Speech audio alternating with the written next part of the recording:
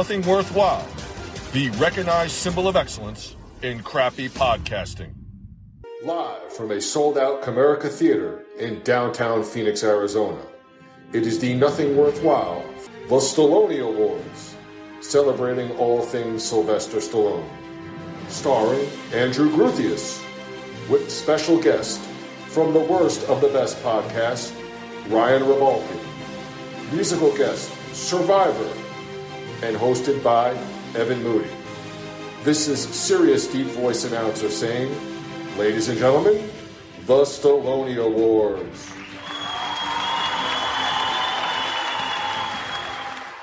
Rocky, do you believe that America is the land of opportunity? Yeah.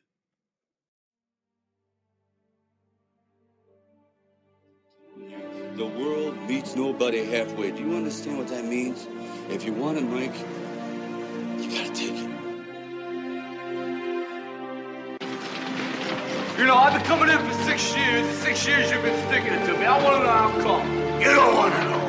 Yeah, I want to know how come. You want to know? I want to know how. Okay, I'm going to tell you. Because you had the talent to become a good fighter. And instead of that, you became a leg breaker. Some cheap, second-rate loan shark. It's a living?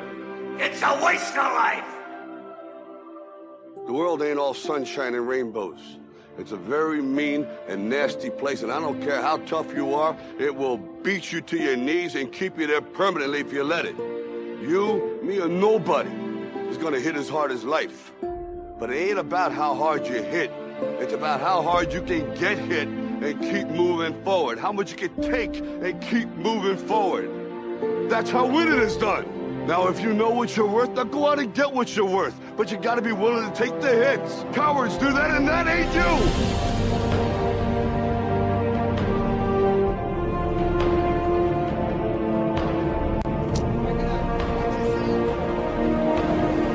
It's over, Johnny.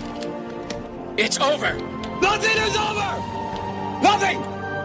You just don't turn it off! It wasn't my war! You asked me, I didn't ask you! And I did what I had to do to win, but somebody wouldn't let us win!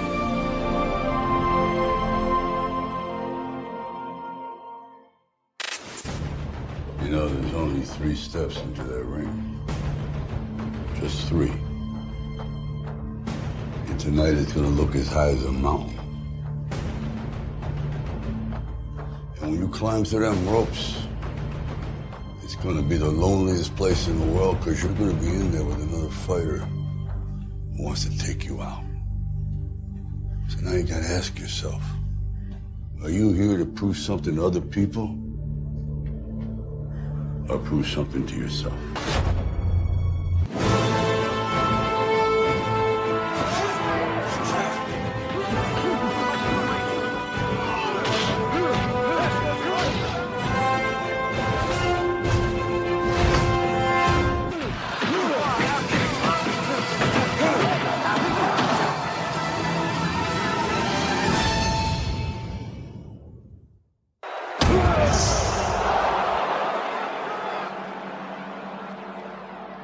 You said to the kid, it ain't about how hard you hit.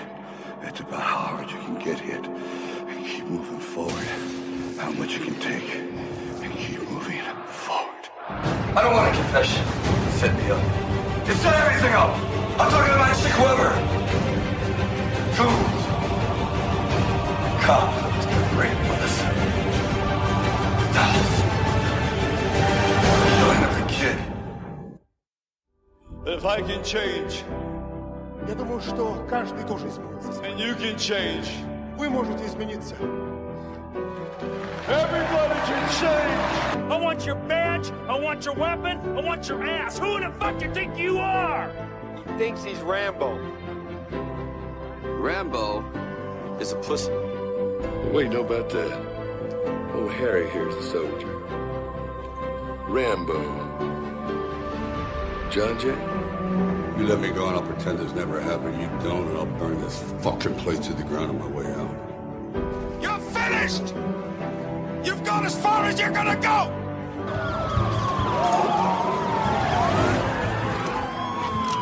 Come on, both with your hands in the air!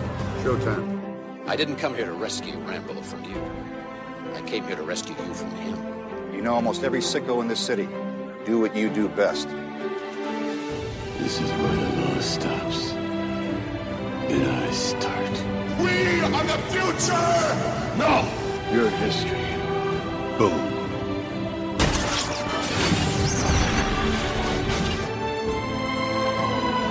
Welcome to Gateway, Leone.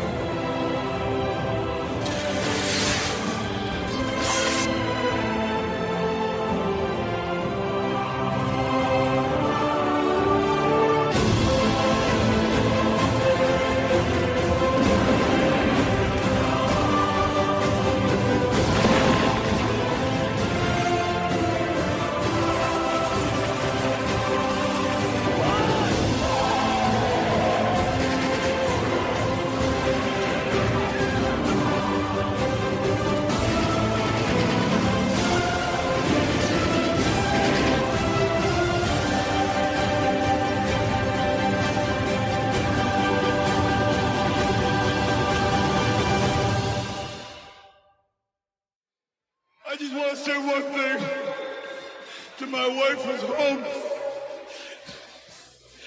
Yo, Adrian! I did it!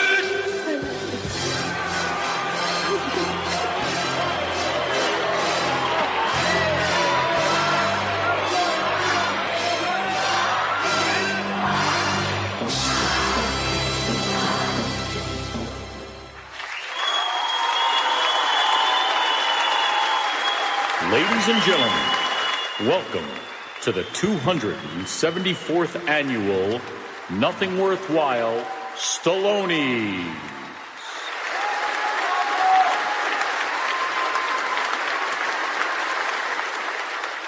And now, please welcome your Master of Ceremonies, the host of Nothing Worthwhile, Evan Moody.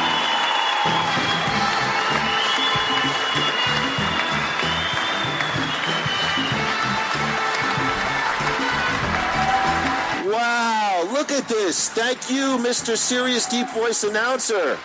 We are coming to you live from a sold-out Comerica Theater in downtown Phoenix, Arizona for the Stallone Awards. We are here celebrating all things Sylvester Stallone. Before we get to our esteemed panel of judges, please let me get to my oh-so-important host monologue. Have you guys seen in the papers about this COVID-19? It has knocked out more people than the Rocky franchise. All right, listen, guys, I would love to go on with my monologue, but I got stuff in the basement. Let us say hello to the many Stallone-related luminaries in the audience. Look, it's Alan Cummings from Get Carter and Armando Asante from Assassins. Hi, fellas. Hey, these guys are sitting awfully close to each other. Alan is now sitting on Armando's lap, and now they are open-mouthed kissing. All right, and there's nothing wrong with that. Let us say hello to Carl Weathers, Apollo Creed from the Rocky movies. Hi, Carl. High five me, Carl, with your left hand. Wait. Okay. Right hand. Okay, I guess that Happy Gilmore stuff is really true. Look, everyone, it is Burgess Meredith. Mickey. Hello, Mr. Meredith. I got to tell you, Mr. Meredith looks a little pale. Hold on. I have a PA talking to me in my headphones. I've been informed that Mr. Meredith has been dead since 1997. That would explain it. Can someone please pick up his lips and eyelids off the floor? Look how beautiful she looks. It's Talia Shire, Adrian from the Rocky movies. Miss Shire, you look stunning tonight. Well, hashtag me too. Okay, I will move on. It's Hulk Hogan and Mr. T, Thunderlips, and the devastating Clubber Lang from Rocky 3. You guys have aged a bit since 1982, not quite as imposing. Hulkster, you remember Groo and me? We met you back at WrestleMania 33. What's that, Hulk? You want to welcome us to the Silver Dome? No, we're in Arizona. And Hulk, please do not say anything racist. Mr. T, hello, sir. I know, you pity the fool. And now Mr. T is trying to do a pull-up and struggling. Mr. T, could someone grab his feet and help him? All right, let's move on to the very special VIP section. It is Robert De Niro from Copland and grudge match with good friend Harvey Keitel from Copland. Hi, fellas. Bobby D, I am such a big fan. Listen, do you need to borrow a few dollars? I heard your divorce is quite expensive. What was that, Mr. De Niro? Oh, go fuck myself. Okay, let me move on to Mr. Keitel. Mr. Keitel, how are you? What is that? Oh, is Groo available in December for the filming of Little Nicky 2? I will certainly pass that along to him. Oh, and that is your lovely wife, Mrs. Keitel. Oh, hi, Mrs. Keitel. What? Tell Groo to go fuck himself. Oh, okay. Well, let's get to these award show. First, let me introduce from our esteemed panel of judges from the Worst of the Best podcast and the Sylvester Stallone fan podcast, Mr. Ryan Rebalkin. Ryan, how are you doing tonight? I'm doing really well. Wow, that was quite the opening number. This is a fantastic evening, really. Well, thank you. We are so glad that you could be here and look forward to your picks. And, of course, from the Nothing Worthwhile podcast, my partner in crime, Groo, Andrew Gruthius. Groo, excited to be here at the Stallone Awards. Yeah. Wait, what? Yeah. Oh, yes. Hi. What? Why do you just bail? We worked hard on this. Yes, we've been looking forward to this for a while. We've been working very hard on it, too. Wow, your enthusiasm is electric. Thank you, Ryan. I appreciate it. All right, let's get to the awards. Our first award is, do we get to win this time the greatest Stallone adversary or villain? Let's go first to Mr. Ryan Rebalkin. Ryan, do we get to win this time the greatest Stallone adversary or villain in a Stallone movie? The floor is yours. Okay, I'm really excited to go over these awards and the reasons why we've picked what we've picked. I will do a little disclaimer here for the future picks that we do, at least from my end of things, because anything pre-Rocky is just probably horrible. Okay, so I think it goes without saying that Party at Kitty and Studs would take most of the worst awards right away. Crap. All right. But I only say that because once Stallone became a star because of Rocky, I think that was a criteria that I used when his career really kind of took off from Rocky. And I will say that I had to do a divide up between the Rocky films and the non-Rocky films for a couple of these categories, not for all of them. Okay, so for example, the greatest adversary that Sylvester Stallone has ever faced on screen, yes, it goes without saying that Drago is probably the greatest adversary he's ever faced on screen. Drago himself was almost cartoonishly big. He was over the top. He killed his best friend. I mean, this was an adversary of adversaries for the Rocky character, especially for an 80s movie. It's the one that Dolph Lundgren will be known for the rest of his life. But if you were to go outside of the Rocky franchise, I would say his greatest adversary and his most fun adversary, and the one that he had the most fun playing against, was 1993's Demolition Man, Simon Phoenix. Yeah. So. Wow. Yeah, Wesley Snipes as Simon Phoenix. Yeah. And there's been some good ones, but I would say there's even a third one, but I don't want to overdo it here because Sylvester Stallone has had some really nice co-stars throughout his career. But I think Simon Phoenix is another great over-the-top character that demanded a sequel that we never saw, and maybe one day we will before they get too old, which they already kind of are. But anyways, there you go. So I'd say Drago for the Rocky films, absolutely for over-the-top, almost silliness or craziness, and Simon Phoenix from a non-Rocky film. Okay, thank you, Ryan. Groo, those did not come to my head, but Ryan made a lot of sense. Groo, the floor is yours. Do we get to win this time? Your choice for greatest Stallone adversary or villain. Well, just to disclose, I did put all mine together, so these include the Rocky films. But same as Ryan, there is no pre-Rocky thing on any of mine. I did look at that list and was less than impressed. So, my greatest Stallone, do we get to win this time, adversary and or villain is Sheriff William Teasle, a.k.a. Brian Dennehy in First Blood. Yeah. Yes. Thank you. Any thoughts? Yes. Any thoughts this is my walk to the stage accepting the award. So, yes, this was... I've watched First Blood so many times, and I thought about a lot of the Rocky villains, but none of them, with the exception of like Clubber Lang and Drago, were really villainous. First Blood was like mano a mano. It was really Rambo versus Teasle. And Brian Dennehy was so good and he was so evil without even trying to be evil. I just felt their chemistry throughout, and they went from point A to point B with the relationship. My pick is, do we get to win this time? Sheriff Teasel from First Blood. Ryan, what do you think of that choice? Great choice. Yeah, absolutely.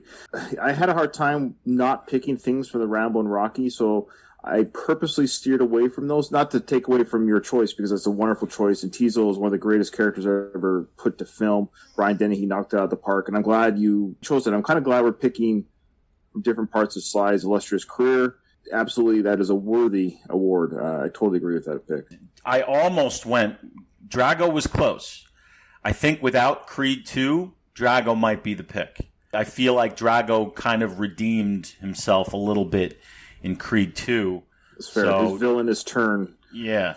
They had a missed opportunity in Last Blood for Brian Dennehy's passing. He was still alive during the filming of Last Blood, of not reconciling his character the same way they did with Drago. To have Teasel come back, and maybe I wanted Last Blood to end with Rambo going to jail and having Teasdale visit him there and saying, "Here we are again," type thing. And it ends there type thing.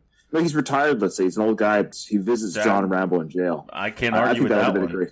Tell some kind of redemption story, like redeeming the character? Well, forgiveness, yeah. That even though, you see one warrior locked up, truly locked up this time for what he did on the ranch. It's against the law to do what he did, even though it was revenge. He gets put in jail, and Teasel comes and visits him in jail and says, here we are. But they buried the hatchet. They still buried the hatchet. Their characters. They're doing like a Netflix sitcom, I think. It's going to be Rambo and Teasel. It's going to be one of those things. Let me ask you guys a question. No thoughts about Apollo Creed, greatest adversary. That came to my mind. I didn't pick it. Any thoughts on Apollo? Was he just too much of a nice quality guy, the character? Well, adversary and or villain, he was a competitive adversary in the sense they competed in the ring, but Rocky had never had an ill will feeling towards him ever. Only saw him as an opponent in the ring, the same way if you play chess with somebody, you don't have to hate the person or even dislike the person you're playing chess with, but you're playing to win. I mean, Rocky was playing to win or do his best, but he only saw Apollo as a means to meet his own personal best, but it was never about Apollo. I can't even add to that. That's my sentiments exactly. And they became really, really great friends. You would never call Apollo a villain. I really wanted to find somebody for this thing who was really a bad guy. I wouldn't say he was possibly the greatest, but I remember really being moved by Donald Sutherland in Lock Up as the warden. Any thoughts on that character?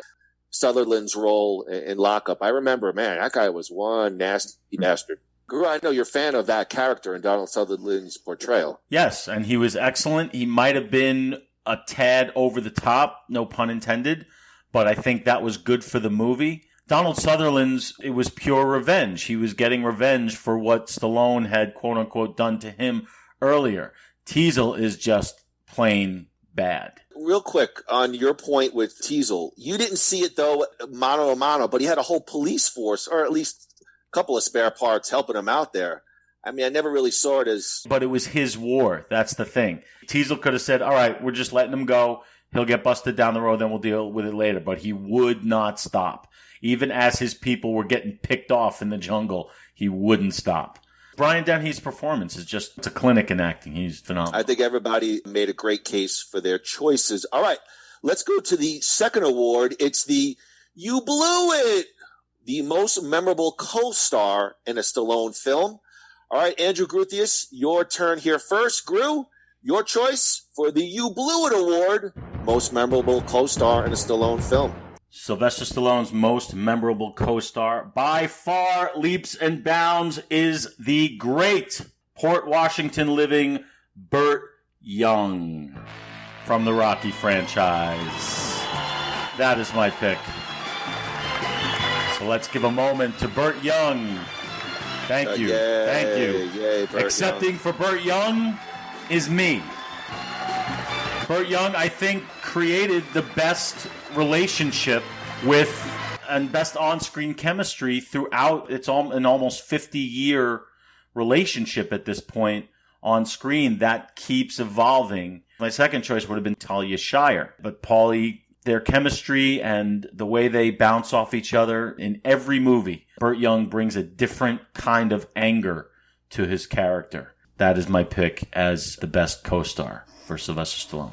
Mr. Rebalkin, the floor is yours. The You Blew It Award, most memorable co-star in a Stallone film. I love that title of this award because, of course, that's the memorable line from Copland by Robert De Niro when he's talking to Sheriff Heflin. Yes.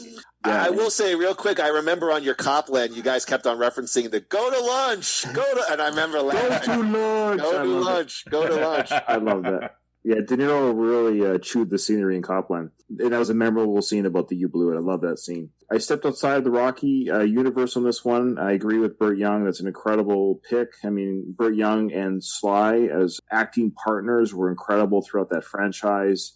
When we didn't have Paulie for the Creed franchise, he was missed, and that's a sign of good chemistry between the characters and actors. But I'm going to go with somebody who was such a great co-star to Sylvester Stallone that, in fact, that kind of showed you just how charismatic and good of an actor this guy is. Kind of overshadowed Sly's performance in his own movie, and that was Kurt Russell in Tango and Cash. Ooh. Wow. Hot take. Hot Stallone take. That didn't come to my mind at all. The floor is yours, Ryan. Let's hear your pitch. Accepting for Kurt Russell will be the great Canadian Ryan Rebalkin. First off, I love Kurt Russell. His intensity, his acting, his humor, his blue steeled eyes, his big hair. I love Kurt Russell. His golden years in the Quentin Tarantino films and his Western film. Did you see that Western film he did? Tombstone? Bone Tomahawk.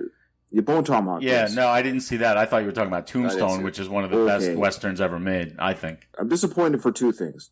Number one, I'm disappointed you haven't seen Bone Tomahawk. You guys have got to see that film. Seriously. It's been underrated films. Incredible film. It was like 2 years ago, wasn't it? He had the same mustache for that as he did for the Hateful Eight. Ah, okay. Yeah, that's what he has, both mustaches for those films. So they were filmed at the same time. That being said, you're also kind of wrong by saying that Tombstone is one of the greatest Westerns. It is the greatest. I mean, it is the. For me, it's always been between that and Unforgiven, but I always give the edge to Tombstone. Unforgiven's incredible, but when it comes down, if both were in front of me and I had to watch one in 4K on my big screen TV, you're going to put in Tombstone. All right, guys, this is the Stallonies, not the Westernies. All right, let's. Sorry. It's not 6 degrees of Sylvester Stallone. You know what it is? It's that Young Guns. Ryan cannot let it go. It's just that Young Guns. Love Young Guns. By the way, listen to the Bon Jovi podcast. Gru goes, I've never even heard the soundtrack. But then, like Ryan, you talk it up, and I think Gru goes, just amazing array of music. I never said that. I said Blaze of Glory is a great song. Something like that. I never said that. Cheap Heat. I love that term, Cheap Heat. I've never heard that before. Yeah. That was awesome. Jerry Lawler. Let's go back. Hold on. Let's go back to Ryan. Let's go back to his. So Kurt Russell was barely trying, I think, sort of in this film. He naturally is this way. He's naturally charismatic. He's naturally very handsome, a good actor, a good comedic actor, a good drama actor, a good yeller. Everything that he does in Tango and Cash, and I love Sly. And this is what makes Kurt Russell so amazing is you kind of watch someone who's been in the business for a long time since he was a kid, and everyone's at different levels of acting ability. Kurt Russell just kind of schools Sly a little bit in that film. So no fault of Sly. Maybe it was the writing that he was given. He was given a different type of character. Yeah, so there you go. I think the best co-star that he's had outside the Rocky franchise is Kurt Russell. And I wish they did more together because they actually had a good chemistry. I've heard sequel rumblings recently. Yeah. I also thought of that because he's so great, but I made my pick was Together. The chemistry. I love the movie. It's so bad, it's great.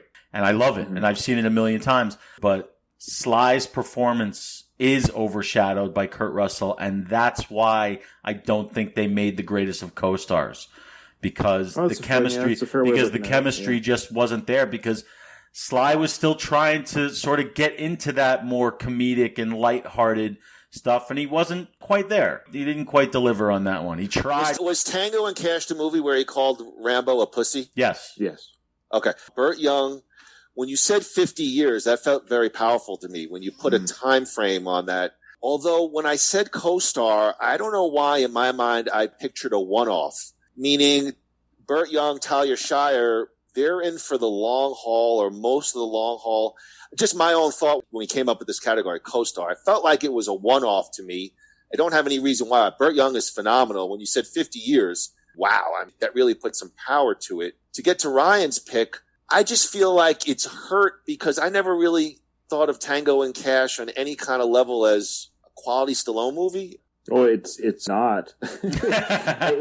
I like it for what it is. I haven't seen as much as Groo has, that's for sure. I haven't. Yeah, please, that's for sure. If you're talking about a one-off, we all look at things differently. I think my pick might actually be, and you'll be surprised at this, because I thought they were great together, Tom Sizemore from Lockup. I think they really did have a great rapport in that one. Most of Stallone movies are Sylvester Stallone in. To give Ryan a lot of credit here, Tango and Cash is really one of his few Sylvester Stallone and Kurt Russell in this. Right. And it was really a two-hander. So I think his pick is a really good pick. So I am the expert. Let's make that clear. Well, of course he would never criticize you because that's just what, he's Hey, we're only getting started. Wait a minute. All right, well, let me give you, I want to throw just a mild choice that I put down. And so obviously when I thought about this, I thought about De Niro, but I felt like it was too easy of a choice. I have a lot of respect for Copland because I see it as Stallone's real one sort of legitimate, I'm going for an Academy kind of style movie. And what about Grudge Any Match? thoughts on, okay, I got the floor now. All right, relax. Any thoughts on perhaps Sandra Bullock, Demolition Man? I felt like they had great chemistry, and the reason why it came to my mind was it kicked off a really phenomenal career for Sandra Bullock. I like Demolition Man. I think it's just a perfect, cheesy, sort of a Stallone comeback to the action genre. I feel I'm definitely not an expert like you two fellas, but I thought Bullock did a great job and kicked off a real massive career. Yes, I totally agree with that pick regarding Sandra Bullock as a co-star. That's a good hot pick, actually. And in fact, Demolition Man is Sandra Bullock's greatest performance ever. Whoa, that's a bold statement right there. We got to hold on to that for another podcast. That's a real. Are you telling me her career went downhill from there? Sort of, in a sense. It did for me. The cutest and least annoying in Demolition Man. Ever since then, she has done nothing for me. Okay. I thought Rob Schneider was cute and annoying in Demolition Man. I love Rob Schneider. I love him. Groo, any thoughts on Bullock? Well, I definitely disagree that was the apex mountain of her career. In terms of a Stallone co-star. No, didn't even come to mind. Okay. Bridget Nielsen would be higher on that list as a female. No, I'm kidding. Please. But I didn't even consider that. But there are reasons which I'll save. It's such self. He did the same thing. He did the same thing, and you didn't yell at him. He's got credibility. You have none. All right, let's move on. Fair All right. We are going to the aforementioned for the worst. We have the honorary The Rebalkin, the most overrated Stallone movie, or maybe the worst of the best, so to speak. So it is the Rebalkin, and actually, Ryan, will go to you. The Rebalkin, most overrated Stallone movie. The floor, my friend, is yours. This one's tough. Because this is going to anger a lot of people, but that's what makes it overrated. So overrated, correct me if I'm wrong, is something that is considered by most people an enjoyable film, a fun film, one that could be easily rewatched and no complaints by the general audience, something that's enjoyed overall by a lot of people. Let's go first to the Rocky franchise. This is not really that much of a hot take, but it is and it isn't. The most overrated Rocky film, as a side note, is Rocky IV. Thank you. Okay. So it's the most overrated. Now, Agreed. That's what this award is. That gives you an idea of where I'm going with my pick, okay? Now, is it fun? Is it cheesy? It's all the things we know that Rocky IV is. But when it comes to being overrated, it's overrated. It's not as great as people say it is, if you look at it objectively. So keeping that in mind, the most overrated Sylvester Stallone film, by far, is Cobra. Ooh. I know. And... yeah, it's... Wait. Accepting for Cobra. Oh. The host of the Best of the Worst podcast, the great Ryan Rebalkin. Actually, it's the worst of the best podcast. Leave that faux pas in there. What did I say? I will say this. Groo and I pick on Cobra all the time. Ryan, go ahead. Let's hear your thoughts. I love the choice. Let's hear your thoughts on why you picked it.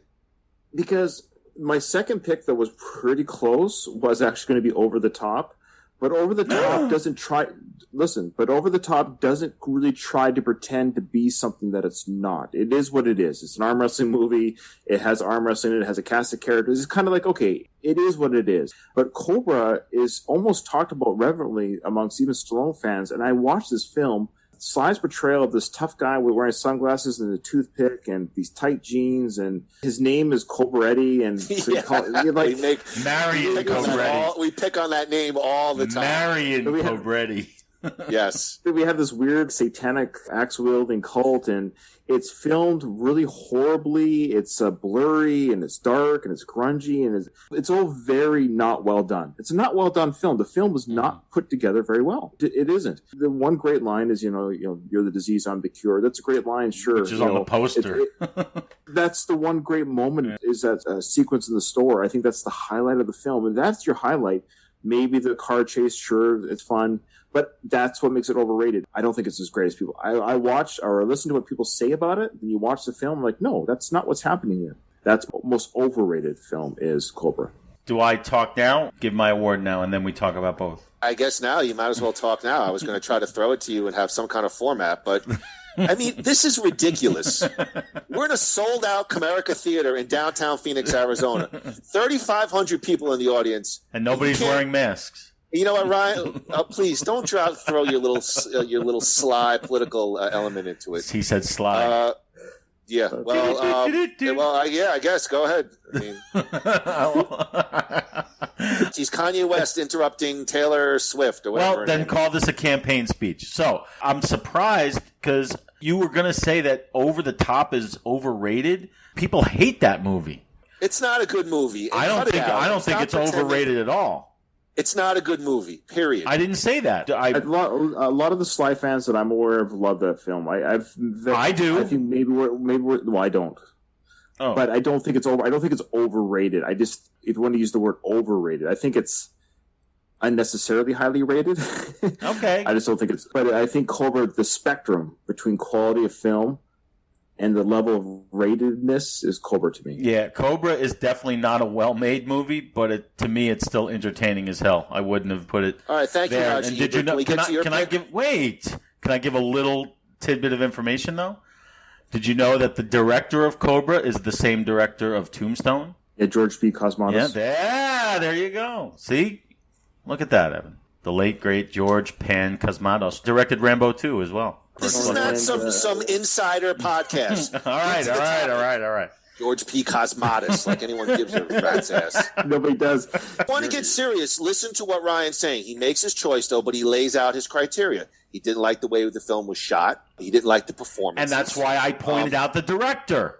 It makes okay, but can you give us your choice for the Rebalkin? Okay, my choice for the Rebalkin.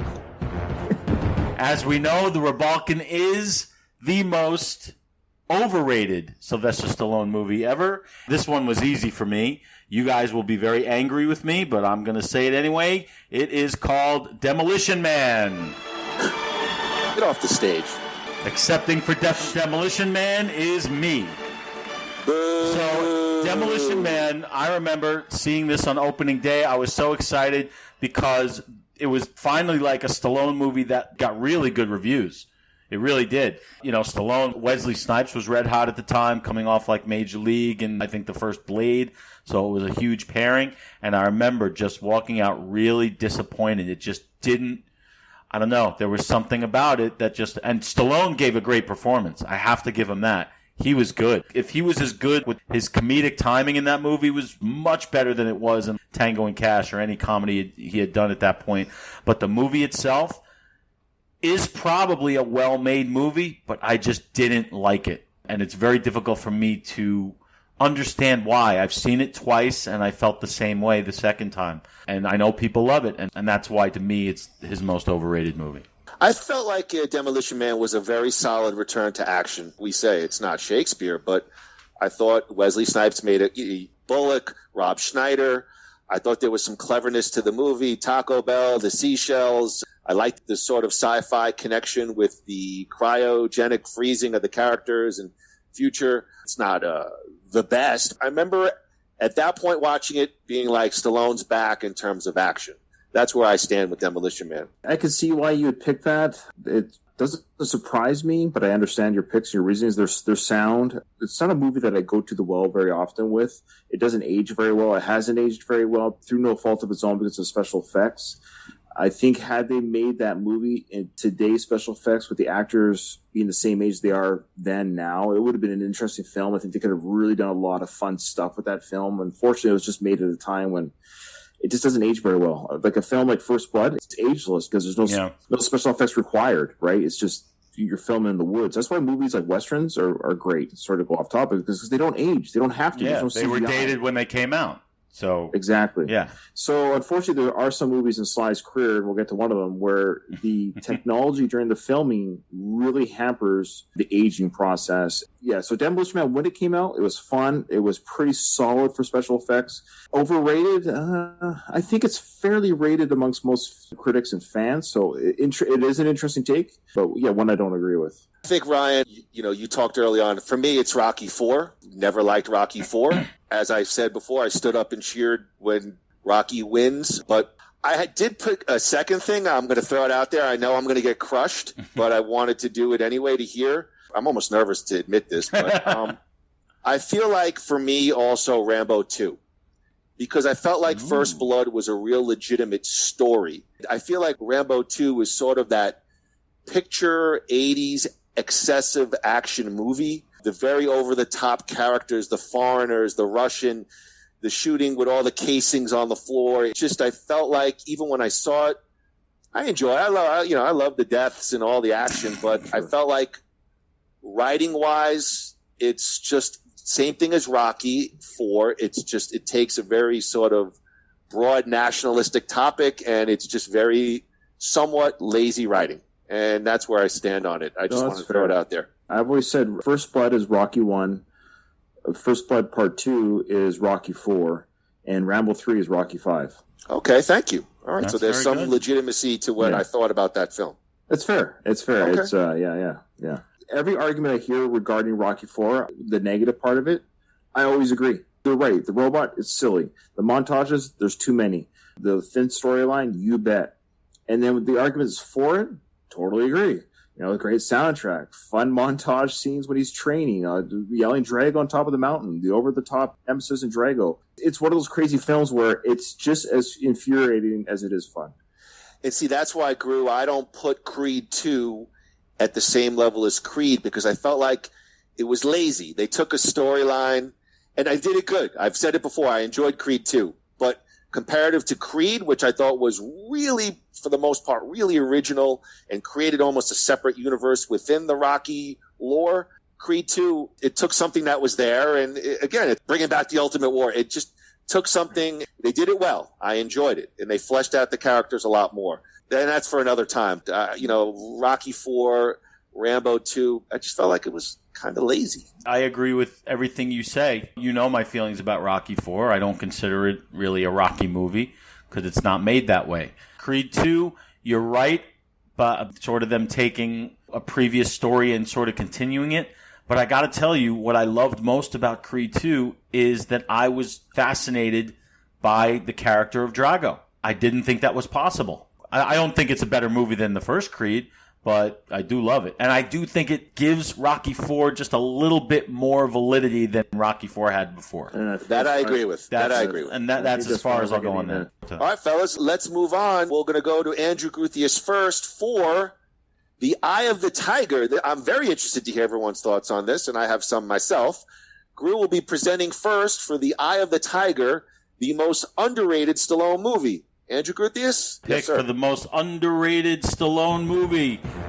It was very close, almost a tie. I actually made a list of pros and cons, and it was almost a tie.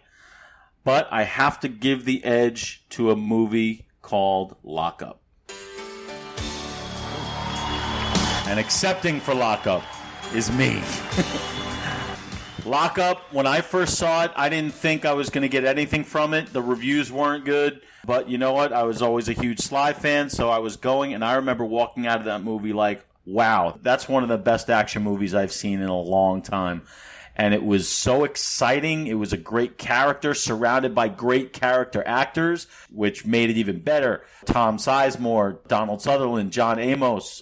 It was well made, well directed. The music was great, and Sylvester Stallone was great. The story itself, preposterous, but it didn't matter because You really fell in love with all the characters. You were sort of all in it with them. They allowed Stallone to share the screen with these people and talk with them instead of just nonstop shoot 'em up action. So by the time you get to the ending, which is sort of an anticlimactic ending if you think about it, it still works because they've sort of built everything to where no matter what happened at the end, you were going to walk away satisfied, and you do. Lockup does not get enough respect, in my opinion, and I'll just, without saying anything about it, I'll give you the choice that was almost there, and that was Over the Top. I'm a big Over the Top fan, which you know. You know. Garbage. You've heard me talk about that. That's garbage. So I'll give you Lockup. Over the Top, absolutely not. But let's throw it to Ryan. Ryan, let me get your thoughts first on Andrew's choice, and then let's hear your pick for The Eye of the Tiger, the most underrated Sylvester Stallone movie. Well, before I give my thoughts about Andrew's pick, I'll just have to give my pick. Go ahead. Lockup. Wow!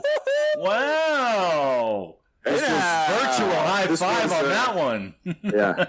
So I have to give my pick to discuss Andrew's reasons because I totally agree with everything he said. I'll just add a little bit to that. It's not only the most underrated Sylvester Stallone film, it's criminally underrated. Mm-hmm. It's amazing how little this film is discussed. It even has a score by Bill Conti, of all people. Stallone is acting is incredible in it. He's got a great co-star in Donald Sutherland, like we talked about. Who doesn't like good prison drama?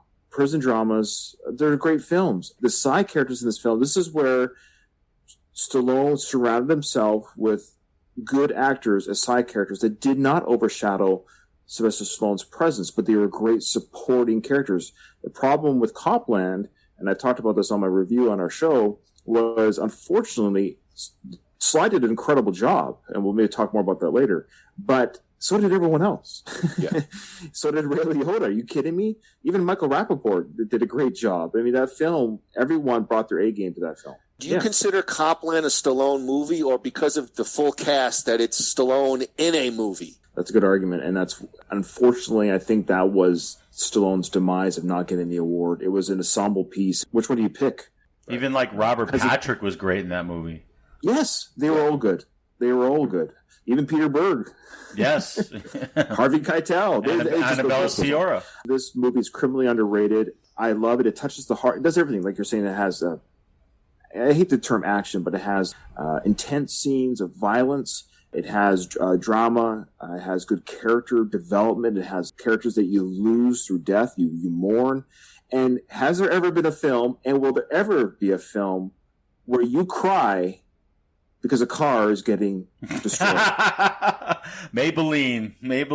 Wait, the way the music came in at that point, yeah. Because we know the car would have. We're not mourning a destroyed Mustang, but what we're mourning is what the these work guys, that they did. There's this incredible montage of putting this car together. The pretend drive they went on with that young inmate just all goes to crap when the terrible warden destroys the car in front of everyone after they built it. Just showing that no matter what they do in this prison, they will never find happiness. And there's a lot going on in that film, and it's criminally underrated. And it's aged well because it's a prison drama. It doesn't require CGI or anything. It's a prison drama that takes place in the late 80s.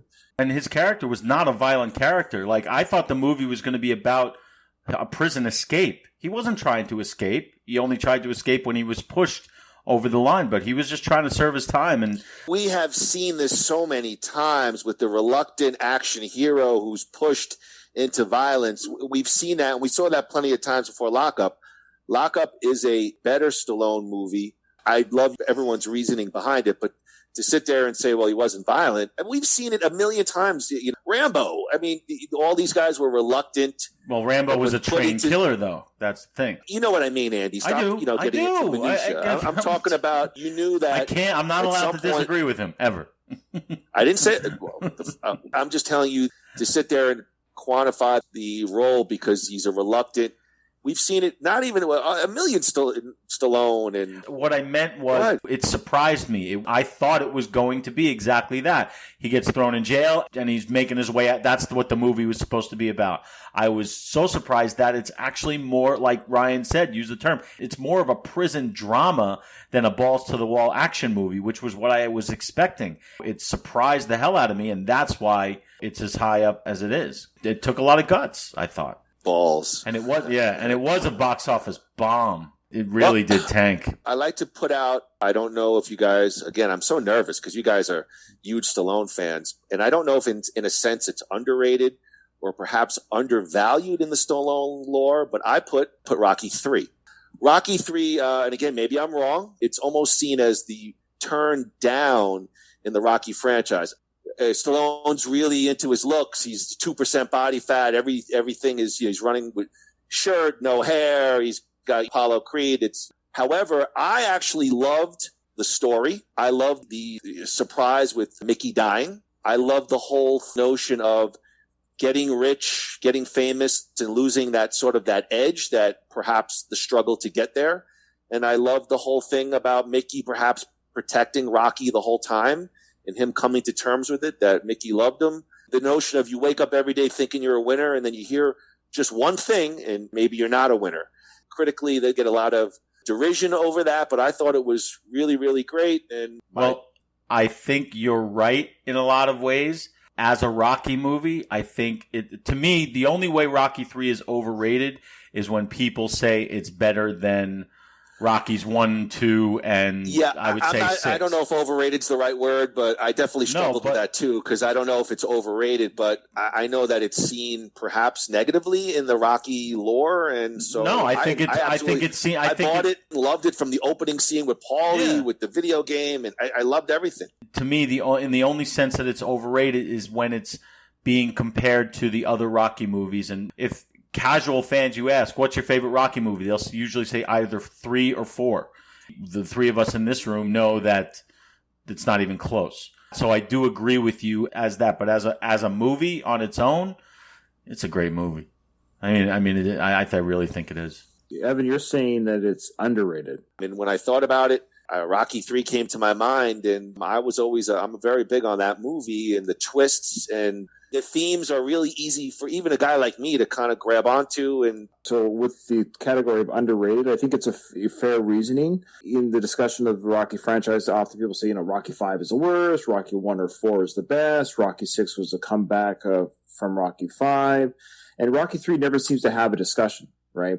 I would argue it's more of the forgotten film. Some of the nuances are forgotten because it's so overshadowed by the Thunderlips fight and Mickey's death or whatever. But there's a lot or Clever Lang's pain and A Pity the Fool. So sometimes things get lost that are really great about that film. But I would say the most underrated Rocky film is actually Part 2, because Rocky 3 does have so much going on. It's often it's tough because I feel like both 2 and 3 are either underrated or overlooked. You can almost say both of those. They're very rarely discussed in a way that's very few people are arguing about those films. They're not polarizing films. People will have different feelings on them. Some people think Rocky 3 jumped the shark a little bit from Rocky 2, but for the most part, I like your reasoning though. I get it, but I've never heard it spoken that way before, but I like hearing a perspective outside of the nerdom that maybe I'm a part of, so that's good. Do you think that Rocky Balboa could exist and be just as effective if it was a direct sequel to Rocky 2 and 3, 4, and 5 never existed? Well, Sly himself said that Rocky 1 and then Rocky Balboa, is a direct sequel to Rocky 1, that you don't even need to. We don't need to know that he ever won the championship. It's irrelevant. That's a good point. They're just bookends to someone's career, that he went the distance as a 30-year-old and then he went the distance again as a 59-year-old. That's it. His intention with the Rocky Balboa movie to actually have a direct sequel to Rocky 1. That was Rocky Balboa. It doesn't get rid of all the events, of course. It's almost like you can watch Rocky 1 and you get, him and Adrian, oh, I love you. And then you could cut 30 years later and then you see the picture of Adrian on the desk and it's like, oh, she's passed. Oh boy, what's happened to this guy? It works as a really great direct sequel to Rocky 1. I agree. I'm very glad that they didn't sort of retcon, which a lot of franchises do, which I buy into it as well if I'm super into it, how the Terminator Dark Fate. But Rocky Balboa is a very, very wonderful, enjoyable film. Almost feels it has like an independent movie feel to it. It's smaller. It works for the time of Stallone's career. Things are starting to kind of calm down, and I thought it was just an absolute wonderful film. Yes, it could work as a bookend, but when I watched it, I kept the whole kind of universe in mind. Yes, you did. And when it was sort of a wonderful way to close. Really wonderful movie, and when I went to see it back in the day, it really super shocked me how much I really enjoyed Rocky Balboa. Yeah. Agreed. Andrew, let's turn down the lights. This is very solemn, very sincere. We are now going to go to our In Memoriam segment for here at the Stallonies. Tonight, we pay tribute to those beloved characters that we've lost over the years. I don't want to change. I like who I am. But you can't change what you really are. And you can forget all this money and stuff you got all around you, man, because it don't change a thing. Quicker and easier. Yes, quick and easy is how you make a cake, or clean a toilet bowl, or shop by mail. But quick and easy is not how you run a multi-million-dollar business such as ours. Damn hard day, isn't it? Tell me something. How did you know? I mean, who the hell told you? You must be very proud. If you will come... Oh, no, you take me! What is it? What is happening? Life. Rambo, you're not expendable. You don't seem to want to accept the fact that you're dealing with an expert in guerrilla warfare. With a man who's the best. With guns, with knives, with his bare hands. A man who's been trained to ignore pain, ignore weather, to live off the land, to eat things and to make a billy goat puke. In Vietnam, his job was to dispose of enemy personnel. To kill. Period. Win by attrition. Yeah, come on! Want to hit on me? Come on! I'll break both your arms so they don't work for you. That's right, I'm not good enough to meet with Gazzo. Woo! That's what I think of Gazzo. Now you're a big shot fighter on the way up. You don't even throw a plum to your friend Paulie. You were a champion, and you did what you were expected to do. And you did what I and everybody else thought you should do. And you want to tell me that those fights weren't real? That you were carried? Well, I don't believe it! For God's sake, why don't you stand up and fight this guy hard like you done before? That was beautiful. But don't lay down in front of him like this. Get up, you son of a bitch. Because Mickey loves you. Ladies and gentlemen, Sylvester Stallone.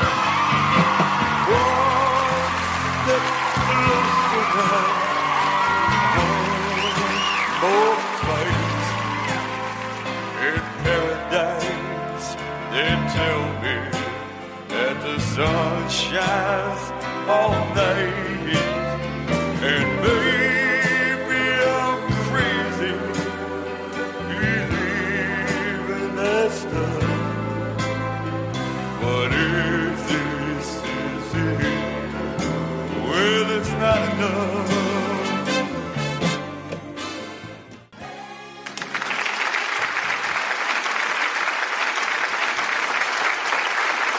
Oh, thank you, Sylvester Stallone. Wow. Thank you very much. Wow, Sly on stage. How did we get him? I don't know. God, that was a surprise. Thank you. Frank Stallone wasn't available. Yeah, I would have rather have Frank, but or John like Take Parr. Me Back or something. Was it John Parr? No, was he the one who sang "Hearts on Fire"? No, that was John Cafferty. Oh, John Cafferty. The Beaver Brown Band. Don't forget them. That's like saying Bruce without the E Street Band. Come on. Well, speaking of Hearts on Fire, Andrew Gruthius, in all seriousness, shared his personal weight loss journey. We do have a Motivated by the Rocky film franchise, everybody. Yes. Andrew Gruthius has shared with us his personal weight loss journey, shot like an inspiring Rocky workout montage. Gruthius has shared with us the footage. So if you please take a look at your monitors. Let's take a look. Will the people at home be able to see this, or just the people in the audience? Yeah, I'm going to describe. It's theater of the mind. Please don't interrupt me. Thank you. He's unfreaking believable. Just like him, I work hard on this, and he just craps all over it. All right, let us take a look at your monitors. I'm going to describe for our podcast audience Groo's inspiring Rocky workout montage. All right, there's Groo. He's waking up. Okay, it's 11 a.m., a little late for a motivational training, but okay. All right, he gets up, a little stretch, and there's 1 can, 2 can, 3 cans of Coca-Cola later. He's outside. He's ready to start training. He's outside in the hot South Florida sun wearing oversized stretch and stained sweatpants. Oh, look, there he is, and he's off running through the streets of South Florida. Oh, look at that. Just like Rocky, he waves to the crew outside of his local Publix. Oh, wait, a Middle Eastern Uber driver just gave him the finger. Okay, listen, you got to run on the side. Oh, look, he's picking up the pace. He's running. Oh, now he's hunched over wheezing. Now he's laying flat down on the floor. Damn it, will somebody call an ambulance? And now he's smoking a Marlboro Red. Thank you, Groo. Thank you for sharing with us your motivational workout journey. Thank you. All right, let's get to I have to say, hold on. I have to say that, yeah, thank you. Thank you all. I really appreciate that. It's been a very tough road, but I was working with Richard Simmons, and he really got me to where I needed to be. So we had it. It was great. It went with the way we did it. Let's move on. But thank you very much for sharing with us your personal weight loss journey. Yeah. Rocky montage stuff. Very short. All right, let's get back to it. Groo, we'd like for you to present your stop, or I might shoot, the worst Stallone acting performance. Andrew, the floor is yours for stop, or I might shoot, worst Stallone acting performance. My pick for the worst Sylvester Stallone acting performance is, some of you are not going to actually, Ryan might like this. It is Rocky 5. Yes, Rocky 5. Interesting pick. Let's hear your... I'll be accepting the award for Rocky 5. Now, in Rocky 5, the reason, it's very simple. I believe that he phoned it in, first, by choosing not to direct. Second, I think he made Rocky into a caricature. He was going way, and I know we keep using the phrase over the top. Well, he did it again because he's really playing up the brain damage, but at the same time, he's trying to be the Rocky from the first one. I want to say he's trying too hard, but I don't think he's trying enough. I think he thought that if he would overdo it, that would sell the idea of the brain damage and combined with the old Rocky, and it just didn't work. The fact that the script was not good either didn't help, but he lost the character. The character was nowhere present in the performance, and I hate to say it, but that's my pick. Worst performance by Sylvester Stallone is in Rocky 5.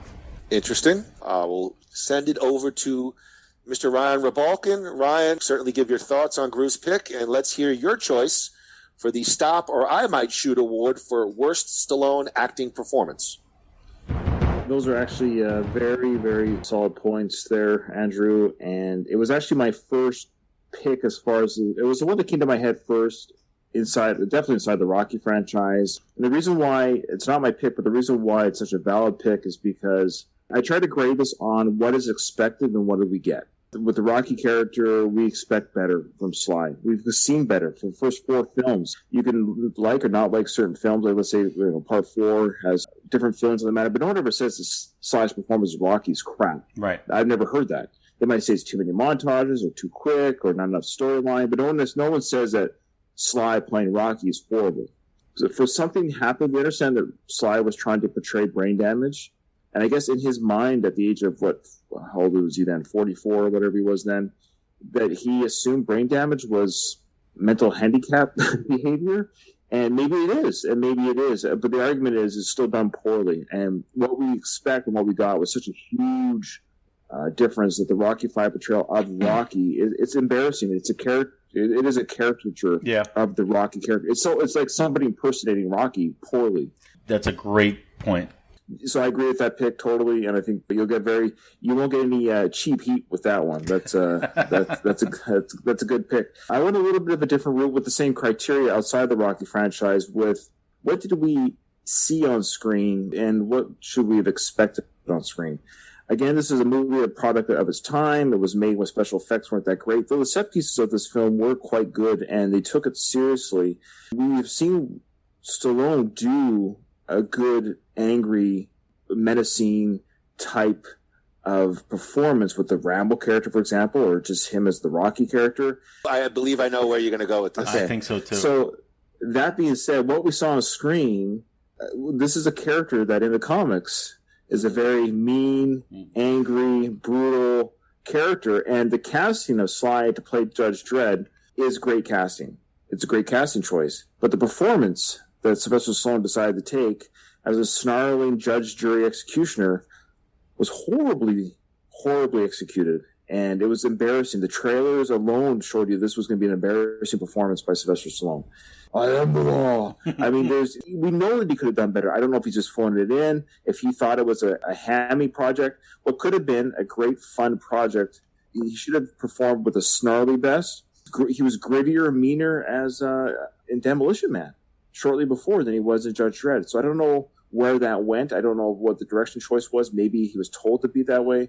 But his dial-in performance of a character that should have been angry, brutal, and mean really left me wanting. It's a horrible film in general. It's one that I don't go back to at all. It doesn't make for my worst pick because there's things about it, the other movie we'll get to. However, his performance in this film, what could have saved the film, had he done a better performance, the film wouldn't be so scourged as it is today. That's my pick for worst acting. They even make fun of his acting in the movie. When Schneider goes, I am the law. They make fun of themselves. I guess they knew that they had a stinker. Yeah, it's embarrassing. And the outfit alone should have been oof. Yeah. Anyways. Listening to both your picks, you both laid out your cases for it. Where I stand on Rocky V is I give it a little bit begrudging respect because they tried something different.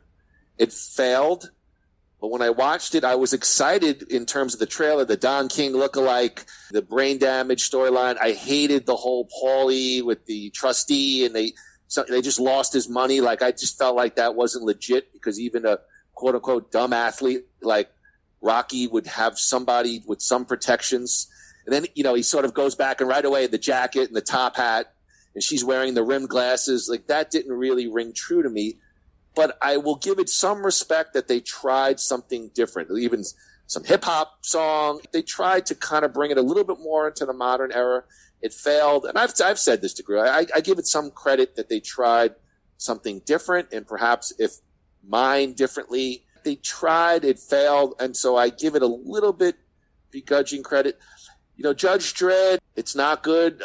I don't remember savaging it quite. It's not Demolition Man. But I know it's gotten a lot of criticism. But I remember going to see it and liking it enough, I suppose. I knew it wasn't great. But I did think, like you said, Stallone was a good choice for that character. I was not a fan of Judge Dredd or didn't read the comics, so I didn't know too much about it. I guess for me, I was looking like, obviously Stop or I Might Shoot. I was thinking in terms of that era. Rhinestone was a real dog performance for me. It's something I can't even watch. I don't know if you guys thoughts about that whole Rhinestone, Stop or I Might Shoot kind of era of Stallone. I think with Stop or I Might Shoot, that would have almost been easy. There's some really bad moments in that film. I also added up to Sly wasn't that bad in Yes, I do think he's a decent comedic actor, actually, because I think the other one, Groo, what was the one with the Italian gangster? Oscar. And I thought he was hilarious in that. I liked Oscar. I like Oscar a lot. I thought it was a good movie. Yeah. So I think Stallone has some comedic acting chops, so I do agree with that. Yeah. He's got a good sense of humor. But that's what I'm getting at with the Judge Dredd pick is, with Stop or My Mom Will Shoot, it was a comedy film, a comedic film. Right. Did all the jokes land? No. Was there some terrible moments in the film? Absolutely. Like him wearing the diaper sequence. Yeah, there's parts of the film that are terrible, but at least he's doing comedy. At least that's what we went there. But with Judge Dredd, we have a guy, his character is Judge, Jury, Executioner. He is a badass. And he's supposed to scare people, supposed to scare criminals. He's supposed to be no mercy. Like, he's almost like a human Terminator. We got Sly impersonating a badass. And it was just, anyways, yeah. I mean, again, and Groo's mentioned this, would you consider it such a broad, kind of over-the-top performance? It's almost comical? But they should have gone that route. Okay. That's the problem. So it was a bad choice. And not very well executed. But going back to Rocky V, it was the only time where I've seen him, and I look at him and I'm like, he's being lazy here with his choices. He's not challenging himself. Ryan and I, and Evan and I, we've all talked about it. There's some great stuff in Rocky V. Mm-hmm. It's hard to find, but it's there. There's a good movie in there. There is a lot of good movie in there. But everything always, with every Rocky movie, hangs on the performance of Stallone as Rocky. So it crumbles under that because I think he just didn't try hard enough. It's almost like he never really commits to that whole sort of brain injury storyline. It comes and goes when it works in sort of the plot of the film. Yeah. You know, when they start off and he's in the locker room in Russia, I was like, ooh, this is going to be good. Like, they're going to take it. And obviously the execution on it was very, very poor. And I think you guys laid out great reasons why, you know, you had your picks. Thank you. All right. Let's get to it. We'll go to Ryan first for our next award, the This Is Expendable Award for Worst Stallone Movie. We're going to lay it on the line here. Go to Ryan first, and then afterwards we're going to be treated to a live performance of Survivor, Eye of the Tiger. But before we get to that, Ryan, This Is Expendable, your choice for Worst Stallone Movie. Yeah, this one was hard. I used the criteria of maybe what to expect, what could we have, and what did we get. With Judge Dredd, I kind of expected what we got, so it wasn't. I didn't walk away disappointed. I knew it was going to be a little bit silly, a little bit hammy, but I just thought his acting in that was not very well done. Interesting enough, in my pick for Worst Stallone Movie, his acting wasn't that bad. However, the movie itself, its direction, its writing, the cast of characters it was just a mishmash of confusing characters, underdeveloped storylines. I was confused a lot of the way through this. You can check out our review on our podcast feed regarding this film. We talk about all these points. That is the movie Driven. Driven is an embarrassing film. It is absolutely one of his last films in the early 2000s to make it to the theater. There were other direct-to-video ones that are almost just as bad. For example, I almost picked Avenged Angelo for worst acting and or worst picture of Sly. I don't know if you've seen Avenged Angelo or it's been a while. This is a movie. Wasn't that one of his first direct video ones? Yeah. Anthony Quinn, right? Anthony Quinn's in it. Madeline Stowe. Mm-hmm. Oh, she's gorgeous in that film, yeah. and that's why I could never. She is like seriously, Madeline Stowe in Avenged Angelo is just absolute treasure to look at, and she's great in it. So. And Sly himself is not bad in that film. It's just poorly directed, poorly written. But Driven was a major motion picture with a huge cast, and it's more recent than Days of Thunder, but it looks horrible. It's a horrible racing film. They don't even do the driving sequences very well. It's just everything about it is terrible. It's absolutely a terrible film. Except for Sly himself doesn't do a bad job acting in it, but his lines are terrible. The story that he finds himself in is a horrible film. It's his worst major release in the film that he's ever done. What came out first, that or Get Carter? Get Carter was 2000. All right, Get Carter was first. Yeah, Driven was like his last one in the movie theater until I think Rocky Balboa. Correct. That's a very interesting pick. I've never seen it. Driven? I've never seen it. You have to, just so you can experience the pain. Oh, well, you know what? I do like pain, so I will see it. So my pick now? Go ahead. I tried to interject, but you, again, Well, you wanted commentary. I understand. I'm trying to, we're trying to, have a nuance here. But, all right, Andrew, I'll try again. Interesting pick, Ryan. Groo, the floor is yours. The This Is Expendable Award, Worst Stallone Movie. This one was easy. The worst Sylvester Stallone movie ever made is a more recent movie entitled Grudge Match. Look at Ryan. Ryan, he's upset. He's upset. I'm not upset. I want to hear your reasons. Go ahead. Talk about what could have been as opposed to what was. Did you have these reasons before you heard my... No. I mean, yes. 100%. No, I said this was the easiest one for me. I walked out of that movie so angry. And Evan and I have discussed this about other movies, about squandering opportunities. You have Sylvester Stallone and Robert De Niro. You have Rocky and Raging Bull. The best you can do is that. It was supposed to be a comedy. It wasn't funny. It was supposed to be a boxing movie. The boxing was just absolutely ridiculous. Not that we might have expected it to be, but you have the tools to make something really special. And talk about phoning it in. The performances, it's almost like they know that Stallone and De Niro are not going to deliver much, so they're focusing on Kevin Hart. And Kim Basinger was in it, but who would remember that? It was just so poorly done.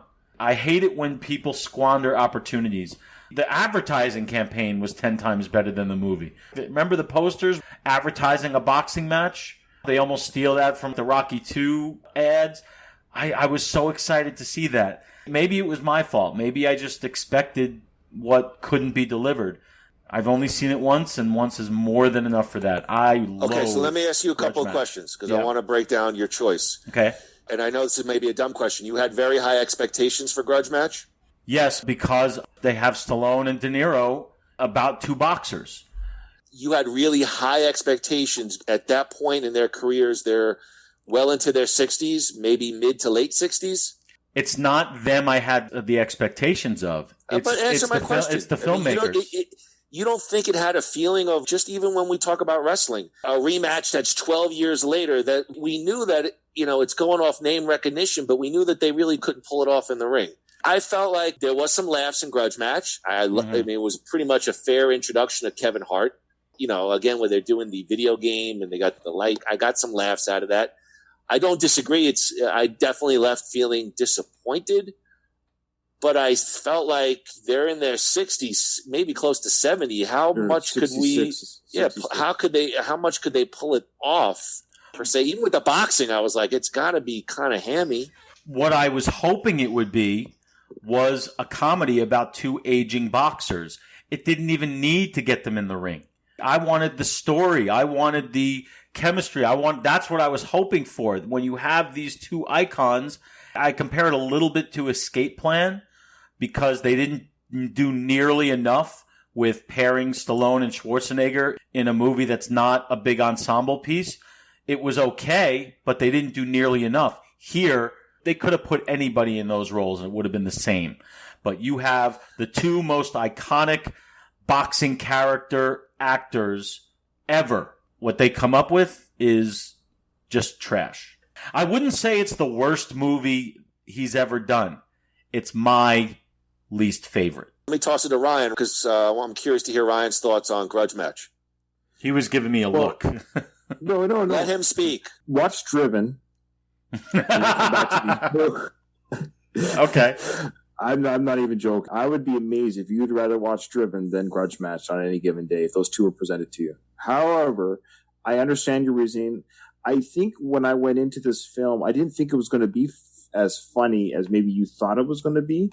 And that might have been your expectation, maybe hurting your experience. I knew it was going to be lighthearted, kind of a meta film. I went in full expecting it to be meta. And it's so meta that it's almost distracting. They both draw from their own careers as aging stars, as boxing characters in their own right. There's literal references to the Rocky franchise within the film. So it's like, what's going on here? Why is he acknowledging a Rocky movie when, so I guess the Rocky movies exist in this world type thing. But the guy who plays this character looks like Rocky, I guess, we had that weird moment. But that being said, I think it was just fun enough and innocent enough that it didn't bother me. I can see how it would upset people. I get why it didn't do well. But I think at the end of the day, it was a well-made film. It was not put together haphazardly. There were some good moments between Punisher and Robert De Niro character. I forget his name, Joe Barenthal or something like that. I forgot. Yeah, Barenthal, yeah. Barenthal. He was great in it. Speaking of early introductions, so this was pre-Walking Dead, and or at least I think it was close to it around the time The Walking Dead he left the show there. So it was good to see him on the screen, and Kevin Hart. But when I saw this film, I didn't know who Kevin Hart was. Right, me too. I think there's enough fun to be had with this film. It wasn't knee-slapping funny, but I knew it wasn't going to be that. So I walked out thinking, it was lighthearted. It was a family drama, the same way that Parenthood, the movie Parenthood, is a comedy, if that makes sense. I'm trying to think of something that's more of a drama, but it has comedy elements. I think maybe it was, what's the word I'm looking for? It might have been promoted poorly with the expectations. Okay. Well, they definitely pushed the boxing element. But let me get back to a couple of things Andy said. Yeah. Why I may not be on your Stallone levels, I do have some feedback. Of course. So you referenced Escape Plan also with Stallone and Schwarzenegger. I feel like if it was 15, 20 years ago, I would give credence to that comment. But these guys are, I hate to say it, at this point when they have that movie, they're not the top action guys anymore. And quite honestly, they may be even seen well past their prime. And if you said to me 15, 20 years ago, Stallone and Schwarzenegger, that's like a dream. Now with Escape Plan, I enjoyed Escape Plan. It's an escapist fair movie. 2 hours, I didn't think about my problems. Is it great? No. And I feel the same way about Grudge Match. I agree with Andy. Andy always sells expectation versus delivery when you talk about quantifying a movie. We've discussed Adam Sandler. He has a clear line of thinking, which I like. So in thinking about expectation and delivery, and again, you may hate this, Rocky IV. I just did not enjoy Rocky IV. Wow. Rocky IV to me, even worse than Rocky V, because my expectation was, Stallone was kind of out of the limelight and tempered. Rocky IV was right in the heat of it. I remember it's a that MTV montage. Just to me, it's filling up time. And I watch movies now. For example, there's an Charlize Theron, I don't even know the name, Old Guard on Netflix. They have like a 10-minute fight. And I'm like, they're just killing time here. It's just filling, these montages. So I guess for me, I put Rocky IV. Just my expectation was real high, and I felt like it didn't deliver. But I think all you guys laid out great reasons for your choices. Those 10-minute street fights only worked in one movie ever. Which one was it, Evan? You guys should know this. Like just a 10-minute just beating the crap out of each other. Was that Piper? And, yes, thank you. They live. Yes, thank you. But even that one was, it's over the top. It's almost a comedy routine. It's so ridiculously long that it's legendary. Yeah, it really it's is. John Carpenter. It's Piper. It's trying to be off-putting. It's trying to kind of be a unique kill time, kitschy look at science fiction, so to speak. But very underrated movie. Did we get Ryan's worst movie? Yeah, he said it was Driven. Oh yeah, I'm sorry. We were going back and forth between that and Grudge Match. But another thing about somebody better take their Ginkoba. I mean, but another thing about Grudge Match, just that I just remembered, and that I was hoping it would be in the style of, because it had the same director as Tommy Boy. Well, that should have told you something. That was that Dennis Dugan. No, that was Peter Segal. Peter Segal. Who? Peter Segal. That you should have known it. They're going to play it for almost like family comedy fare. That's what I wanted. They had too much boxing. Like you said, they're too old for that. I'm tired of Alan Arkin as the wisecracking senior in every. There was that magic movie. He's on that show, Rosencrantz, and on Netflix. He plays the same. Yeah, Kaminsky. He plays the same. And he's good, but I feel like he's gotten into parody. It's like, well, we need a wisecracking old white guy, Alan Arkin. Well, I mean, it's every movie. Leslie Nielsen's dead, so you gotta get. Hey, my phlebotomy is acting. It's the same, and he kind of does that. You're if anything, right. There, I was like, anyway. All right, let's get back to our final two awards. We're going to go to Mr. Andrew Guthius first. The Yo, Adrian, I did it. The Best Stallone Acting Performance. Groo, the floor is yours. Best Stallone Acting Performance. The best Stallone acting performance of his entire career is in a little movie called Creed. Interesting. Okay. Good choice. Yes. Lay out your case. I saw Stallone do things as an actor in this movie that I didn't realize he was capable of. It was really the first time, I guess, he was allowed to be Rocky without worrying about anything else. He didn't write the script. He didn't direct it. He was acting, and he was able to focus on that and just the emotions that he was able to tap into. It was basically a continuation of his performance in Rocky Balboa, but this one took it a step further. An Academy Award nomination more than deserved. He really did deserve to win. I'm still annoyed that he didn't. This is the best acting performance I have ever seen him give. In Creed 2 as well, but I give Creed the edge. He took the character places that he never did before. Emotionally, physically. He just exploded off the screen. When he wasn't on screen, you couldn't wait for him to come back. You missed him. You're like, all right, let's get back to Rocky. That's why the Creed franchise is, a lot of people like the Creed movies better than a lot of the Rocky movies. Not me, because when Rocky's there, that's all I want.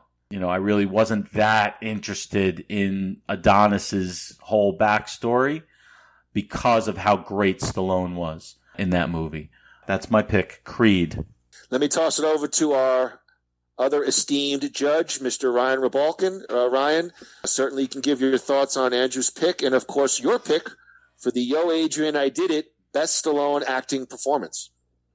Very good points, very good pick. I totally agree with you.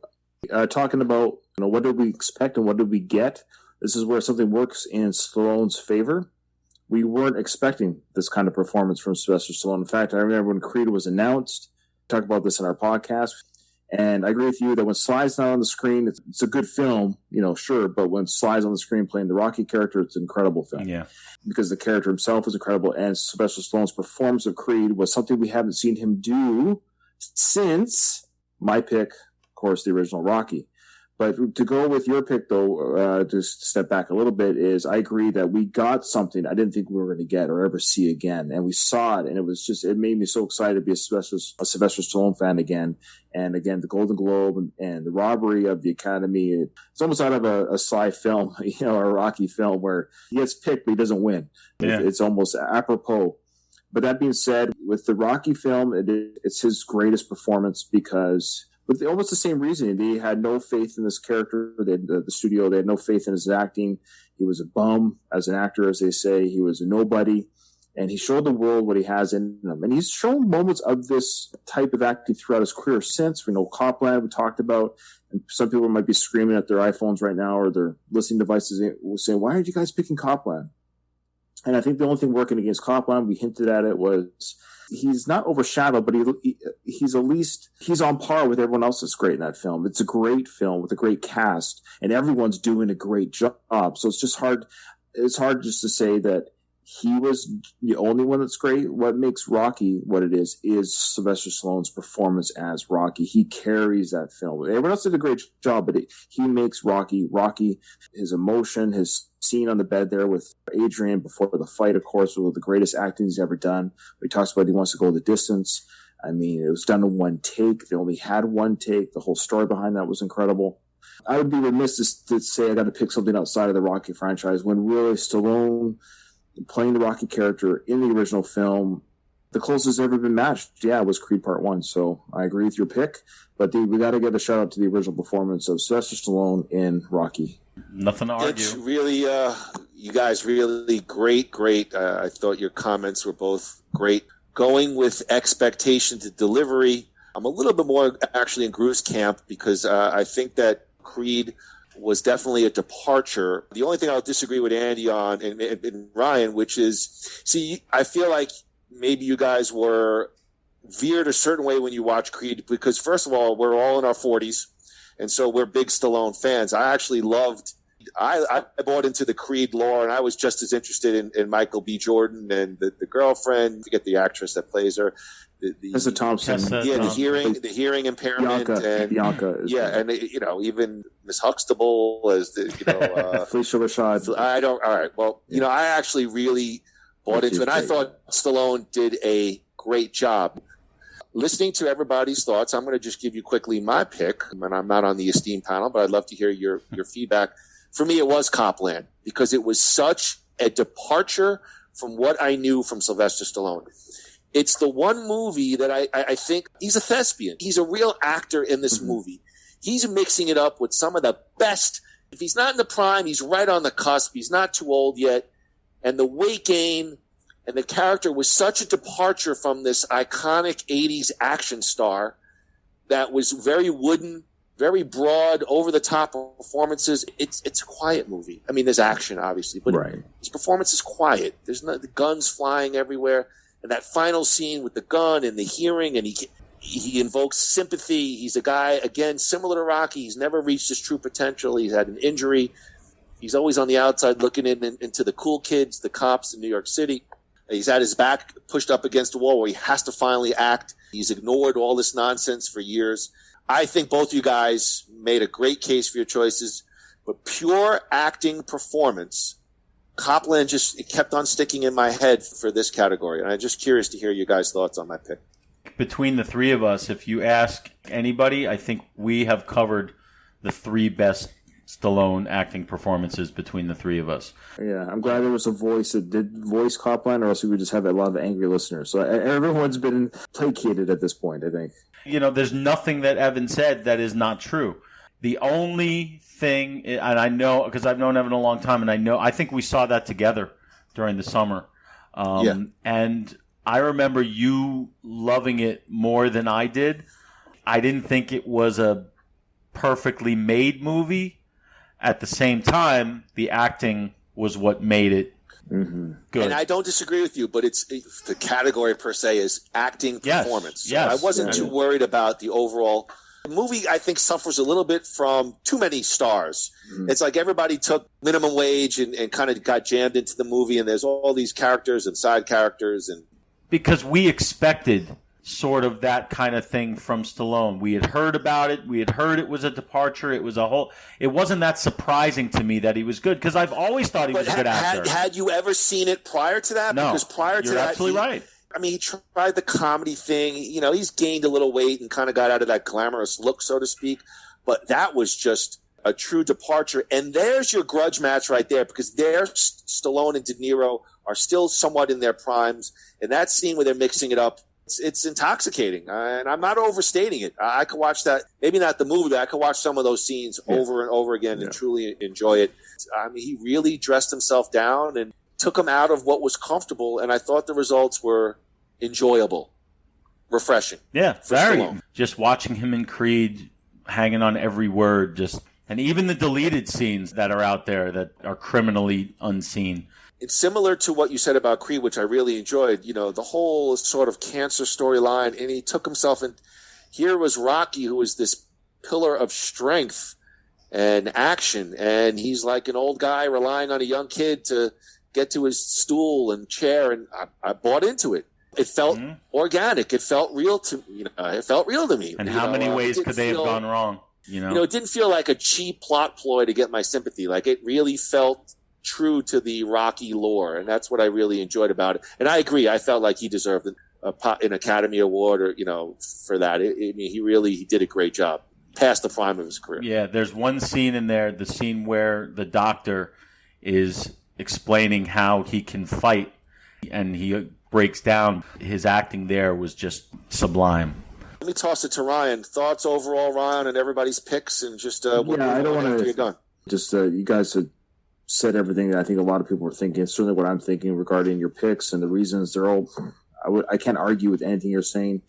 I think the biggest difference, and you touched on it regarding Copland, it's not a great film in some parts. It's great acting performances, and it's a little bit discombobulated, a little bit of a rushed film. It's a film that requires multiple viewing to figure out what's going on, because I was very confused when I saw it the first time. I really was, and I'm not a dumb guy. And I was like, who's who? Who's this dead cop? Who is he to these people? It's a film that I think we talked about in our review of it that deserved almost like a 6-part miniseries on HBO. Yeah. There's a lot of good stuff in it, but it could have been fleshed out, and they just didn't have time for it. So they packed a lot. There's a lot packed in, but everything that's packed in is good. All the acting is good. The biggest problem I have with Copland now, looking at it back 23 years later, I feel like the Robert De Niro character talking to Stallone's character by saying, "Stallone, you blew it. You blew it. You had a chance to keep doing these kind of movies, but you blew it." I'm a huge Sly fan, but I feel like Do you feel he was almost disrespected in the movie? No, I feel like what I mean by this is that it took him to Creed to investigate this kind of acting again. Okay. I think Sly, and I love him, and I'm not in his head, but I wonder, like any of us, we're all human, right? He's comfortable doing action films. He's comfortable holding a weapon and punching on screen and doing stunts like The Expendables and Bullet to the Head since then, and these other films like Escape Plan. This is his comfort zone. And maybe he's like on the beach scene in Rocky III, talking to his agent, for the first time in life, I'm afraid. Maybe he's afraid. Maybe he's kind of afraid to do these roles. And people can say, well, Ryan, they're not offering it to him. There's got to be some independent filmmaker out there who would just, cream their pants if they found that Sly's looking for a film where it's like, I don't want to make any money. I just want to do a film for $300 a week, whatever the actor's pay is, and I'll go in your film. There's probably scripts falling out of his mailbox daily. I understand people might argue in his camp saying, well, no one's offered him anything. I'm like, I think maybe he's just not comfortable. He's a little bit, maybe it does challenge him. Now, he when he puts his heart and soul into it, like Creed 2, Copland, he does a great job at it, but maybe it's hard. Maybe it's not something he likes to do, to tap into that real kind of acting that he can do. He just doesn't do it enough. So this is me as a Sly fan saying, it's too late. and these prime years are gone, and it sucks that he didn't tap that well more often. He had from 1990. So from 97 to 2006, there would have been 9-10 years where he could have easily 4 or 5 films where he could have been a mafia king or something, some sort of mobster, some sort of hitman or something. Like Tom Cruise has done it. Tom Cruise with that Collateral. He played a bad guy. I wish Sly played a bad guy. I wish he really played somebody who Spy Kids. Was. No, you know, I know. I'm kidding. I know, and I agree. I knew you were going to say that, but I've talked about it on my show, and I apologize to listeners who are listening to this, hearing me say this again. But as a fan, you're frustrated. It's like when an artist dies too young. Even though Sly's still alive, you can't go back in time. Those years between the age of 45 and 60, which is really kind of a grizzled, cool years for actors, for male actors, right? You kind of blew it. Maybe if I said that. In thinking about this category, it was pretty close, but a couple of one other performance that came into my mind for it. Would you think I was nuts if I said First Blood? No, and I considered it, and I kind of steered away from, I hate to say the obvious choices, but no, First Blood was an amazing nonverbal performance, which is actually a lot harder than you would think. You think I you're agree. Just walking around and. No, his emotive in his face and his stoicism that he had, and it's an incredible. Next to Rocky, I would say Rocky 1, First Blood, Creed 1. There you go. Those are, and then Copland would be his top 4 performances. So I think there's people screaming at the screen who are First Blood fanatics who are saying, "Please acknowledge that." So I'm glad you did. Yeah, I acknowledge the fourth Rambo also. The great thing about debate is people will listen to this, hopefully, and spur on more debate. All right, Absolutely. Let's move on. This is the one, the big one. We'll go to Mr. Ryan Rebalkin first. The Over the Top, our final award, the Over the Top Award for Best Stallone Movie. Excited to hear both your choices. Mr. Rebalkin, the floor is yours. Over the Top, Best Stallone. Okay. I preface this with just saying, obviously, it goes without saying it's Rocky. Now, pretend Rocky doesn't exist. That's where I'm going to go with my pick now. For me, it's Rocky's everything. It has everything. It makes you cry every time. It's a perfect film. It's a perfect film. It's a perfect film. I'll go to my grave saying it's a perfect film.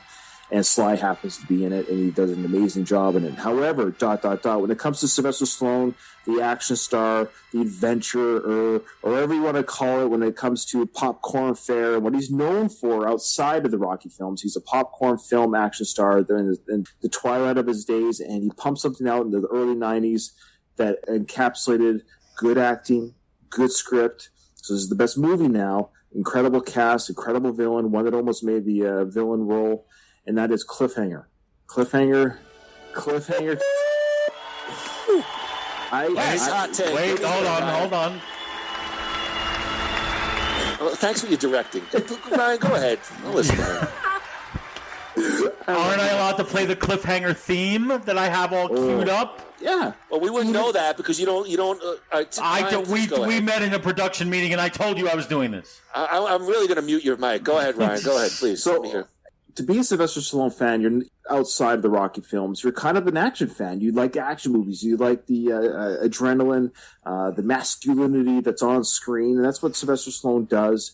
Cliffhanger, yes, it has some aged special effects because of his day, but they did a lot of practical effects that have not been that badly aged. Incredible supporting cast, violent movie, brutal, bloody, a good, nice, hard R, rated R action movie, which I just miss nowadays with a lot of these pretty boy action films. I kind of missed those old days of just blood and guts and bashed heads. And this movie had it all. And yeah, incredible stunts. Great bad guy played by John Lithgow. John Lithgow. That was close for my best villain. Mine too, I agree, but I thought I would just save it for this film. What made it so as a film overall? This is what makes this film his best. Action, fun, popcorn, and kind of the last great one that he did in the theaters before his career, for whatever reason, in the mid-90s to the early 2000s, went down the toilet as far as box office draw and getting scripts other than Copland. So this was his last great popcorn flick. And it's no coincidence that he was the screenwriter. I think he wrote with somebody else, but I think he wrote it. And Cliffhanger is an awesome movie. I know Evan thinks so because we actually saw that one together too over the summer. I actually just watched it a couple of days ago. It was on, I forget what streaming service, and I enjoyed it. Here's my one question. Was Cliffhanger, again, somewhat of a comeback film to the action genre, or was it right in his wheelhouse? That was the only thing when I watched it. I want to say when we went and saw it, he had been out of the limelight or maybe had some stinkers, maybe Judge Dredd and some of that deal. No, I think Judge Dredd was after Cliffhanger. Right. I think he was coming off Oscar. I'm asking our esteemed judge, Mr. Rebalkin. Thank you. Yeah, you're absolutely right. Who runs the Sylvester Stallone fan podcast. Thank you. You're absolutely right, because his last big successful film in the theater was Tango and Cash with Kurt Russell in 1989. And in 1990, he had the unfortunate Rocky V, which we know all about. Then he tried his hand at comedy with the 1991 Oscar, the 1992 Stopper, My Mom Will Shoot. So at this point, his Rocky film failed at the box office. His 2 comedy attempts failed at the box office. And he made it known during interviews during those films, like, oh, I'm going to, try something different. I'm going to do comedies, da-da-da. And oof, his agent's like, dude, okay, we appreciate you trying to go out there and do that, but we ain't making any money. So you better find something. And Cliffhanger was that thing. It was like, people were like, finally a smart action film. So it wasn't just an action film, but it was a smart action film. And then he sort of followed up with sort of a smart one. Not a bad one. I actually kind of have a special love for the Specialist. And then Judge Dredd came out after that. And then we went into the dredge of the 2000s. But okay.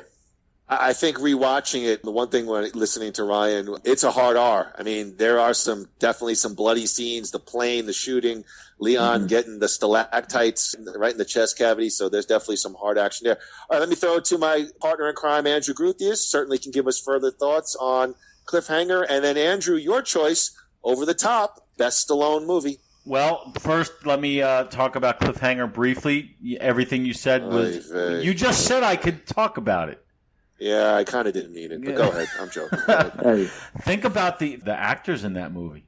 I mean, what a cast of really solid, character actors. Michael Rooker, Ralph. Who's Waite. the white guy with the mustache who plays an FBI agent in every movie? Rex Linn. He's great. Okay. He's a really solid character actor. Yeah. And Lithgow, definitely. Even the guy, I forgot his name, but the guy who the Australian, he's like, I was a good striker.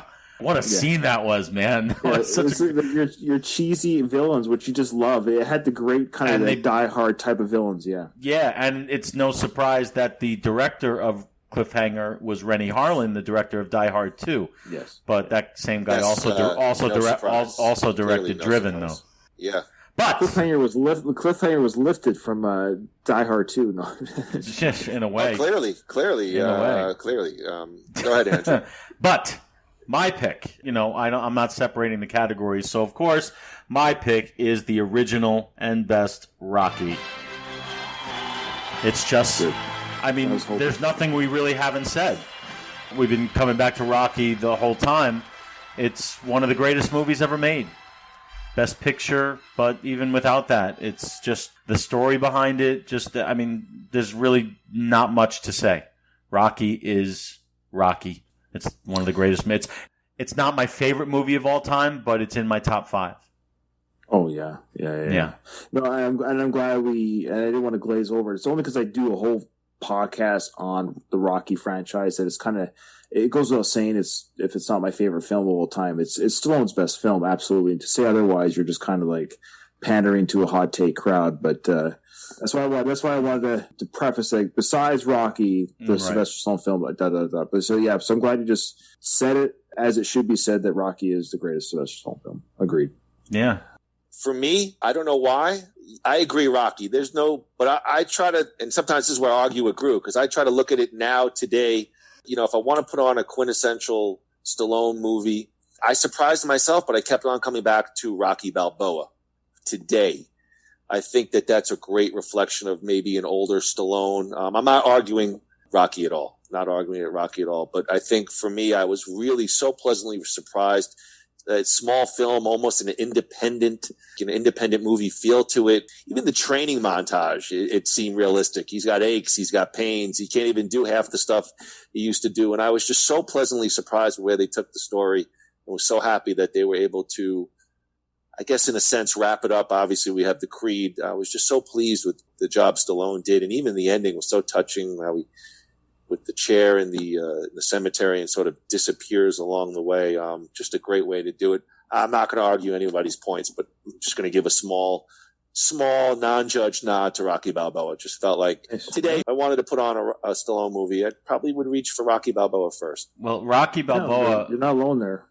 Rocky Balboa, to me, is part of the reason that it's so great to me is that it could not, I don't think, it could not have been any better. I feel like he got everything right. For a movie that when they heard about it, they're like, oh, enough already. Even I, a little bit, was like, after Rocky V, I mean, where else are we going to go? Just let it die. But, hey, I'll still be first one in line. And then when I went to see it, I was like, oh, my God, I can't believe. I look at Rocky V, and I could point to 10,000 individual things that I wouldn't have done that. Like, why'd they do this that way? Why'd they do this that way? With Rocky Balboa, there's none of that. It's like, this is perfect. And the same thing with Rocky. If you look at that, watch it with the subtitles. Do you guys ever do that? Movies that I've seen that I'm rewatching, I'll put the subtitles on. It is an incredible script from point A to point B to point C, like establishing who, by the time the story starts, we know everybody. We know exactly who Adrian is, exactly who Paulie is, exactly who Apollo is, even Apollo's trainer Duke and Mickey and Rocky. We know them all. We've lived with them for a half hour already. Then he gets the opportunity of a lifetime. And there's the whole build up to that. And then that third act is exactly what it's supposed to be. It is such an incredible screenplay, which I think did the screenplay win the Academy Award? Yes, it was editing, directing, and screenplay. Yeah. So, and rightly so. What you say about Rocky Balboa is spot on. Oh, sorry. That was me, foggy brain. So it was nominated. So it won picture, editing, director. It didn't win. Stallone didn't win the award for screenplay, huh? No. Okay. So he officially he doesn't have an Oscar. If you're a producer, you get an Oscar. They invited him up on stage to accept the Oscar, with the producers. As you guys know, the producers get the Oscars for Best Picture. Winkler and Chardoff. Yeah. So what was that Oscar that he gave? That he gave to himself? Remember that little Easter egg from the Rocky V DVD when Rocky meets Stallone? Have you ever seen that? Yes, I have. Yeah, yes. He gives him an Oscar. Oh, remember the end of that? Evan, you've never seen that? No, we discussed for 2 hours. I'm just asking a question. I'm hungry, and he wants to get into an Easter egg on Rocky V. It was filmed for a TV special that was aired before the movie came out, and it's a fictional meeting between Sylvester Stallone and Rocky in Stallone's art studio. You know, guess what's going on now? We got 35. They're all getting out of their seats and they're leaving before we have the band close us out. Ryan, you know what I'm talking about, right? Yes, I do. I've seen it. I do. Thank you. So it exists. Yes, but yeah, he gives him an Oscar. So I want to know what that Oscar is. I think it was just a joke. Yeah, he's never won an Oscar. Yeah. Oh, that's too bad. Oh my God! I will say this about Rocky. When I watched it back, I think the subtitles. That's a good thing. I was struck by how sad of a movie it is. I mean, it's just really the first 3 acts. The final act, you see some redemption. But overall, when I watched it back again, it's pretty bleak. I mean, nothing goes well for Rocky. He just hasn't gotten a break ever. He just gets crapped on by everybody. And then he meets Adrian, and I feel like he gets butt kissed, and slowly the wheels start to turn in his favor. But I remember watching it going, wow, this is different when I was a kid. I mean, the kid, I was motivated. Here, I'm finding myself really kind of sad, Rocky. That's because Rocky, correct me if you think I'm wrong, Ryan, but Rocky in the beginning was a loser. And he was okay with that. They even say it. The bartender, Andy's like, hey, you're not happy with your life? Fine, go ahead. But Rocky was a bum. He had no interest in fighting for the title. He was fine with his lot in life. Then he meets Adrian. Then he starts, and all of a sudden he sees how much more he can be. Then he gets the shot at the big time. He was a ham and egger, like he even said, and he was okay with that. And that's what makes it even more sad in a lot of ways. So you're absolutely right, Evan. It really is sort of tragedy turned to triumph. Well, that is it for the Stallonies. I want to thank from the Worst of the Best podcast and the Sylvester Stallone fan podcast. We enjoy your podcast. We enjoy having you on, Ryan. Enjoy being on with you. And so we thank you very much. We hope that you, Ryan, you enjoyed the Stallonies. I did. It was fun. Hopefully we'll bring it back again for another actor or actress themed. The Arnies. It's in the family. Oh, I didn't even think about that. We had a different one, but I think the Arnie's would be a fun one too. You better trademark that, Ryan. We may take it. So, all right, Groo, appreciate it. We'll be on again next week with our regular podcast. We get everybody enticed for our next episode. But that is it for the Stallone Awards. Groo, appreciate it. And any final thoughts? All right, thank you, everyone. We'll see you next week from the Stallonies. Thank you again. Thanks, guys.